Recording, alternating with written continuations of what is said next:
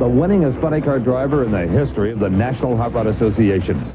Driving his Pontiac Trans Am-bodied, nitro-burning funny car, Don Prudhomme shattered the top speed record with an unbelievable run down the quarter-mile drag strip of over 264 miles per hour. For Don Prudhomme, the allure of drag racing combines the excitement of championship competition with the knowledge of what it takes to be a winner. The speed and ET, I guess. That's what it's all about. And the sensation of driving one of these cars is something that when I retire, I'm sure I'm going to really miss, because it's there's just nothing like it. It's an exciting thing to do.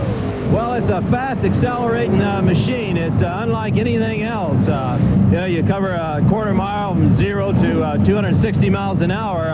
How do you compare it to anything besides perhaps riding in a rocket ship? But it's really a sound car. Aerodynamically, it's a great machine, and that's why we chose this Pontiac body that we have.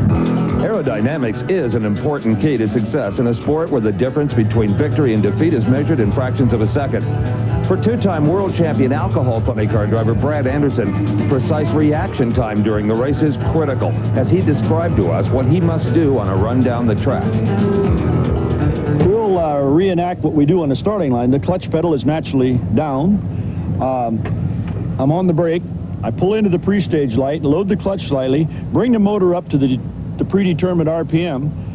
Now, when I see an amber, I let go of the brake and immediately go to here, hit the button. The top button is the second gear. And then when the motor is at about 8,500, I push the bottom button, and she's in high gear. And at about 4 seconds later, it's through the quarter mile.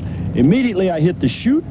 When I come into the first light, which means it will be deployed by the last light, I push the clutch down and reach for the brake and pull this handle at the same time I come back on the brake. Now, that shuts the motor off because it runs out of fuel.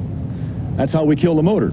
And immediately get on the brake and start getting slowed down as fast as I can, so that in case the chute failed, we know we're going to get stopped. For Pro Stock champion Butch Leal, the rigors of driving his gas-burning Pontiac Trans Am are different from those of the funny car drivers.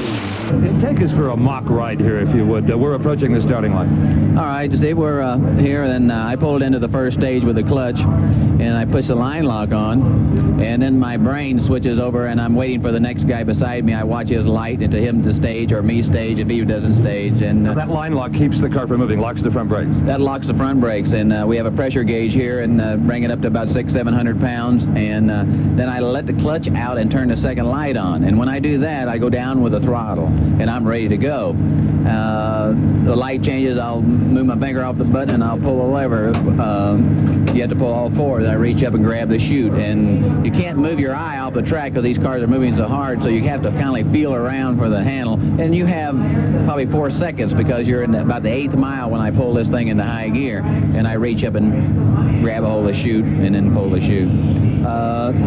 It's very exciting, Steve. The things move around a lot. They're spinning the tires now, much different than the years past.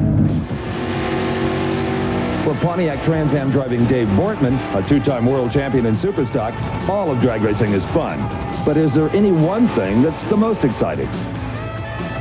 Probably acceleration from the starting line. I just enjoy it when it sets you back in the seat, and the front wheels come off the ground. We try to keep that about a foot. The acceleration at about a foot off the ground is just the best. If it comes too high, it slows the car down. If it's not high enough, the rear tires will spin and you don't go as fast. So it's just the thrill of being set back in the seat pretty hard.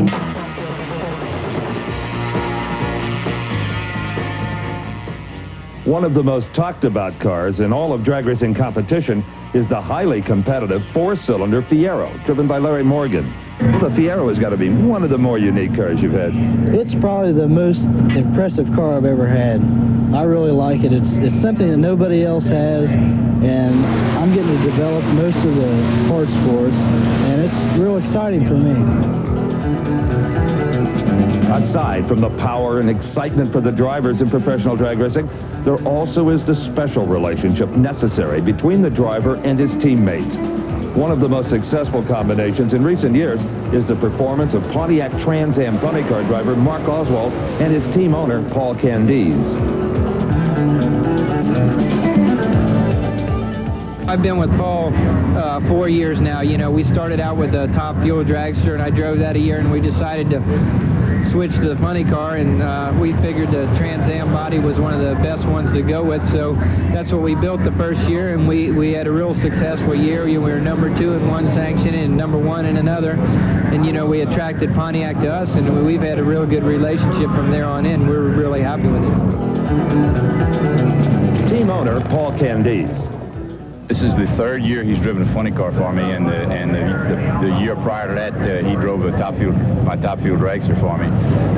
Good kid, very energetic, good driver, good mechanic, hard worker. I mean, I don't think there's anybody in the sport that's any better, or maybe not even as good as a group of guys that I had.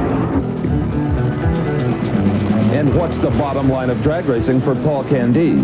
It's like any other sport. I guess it's a challenge to see if you can be better than the other guys that are there and maybe beat them at their own game. No matter what the type of vehicle, drag racing means excitement.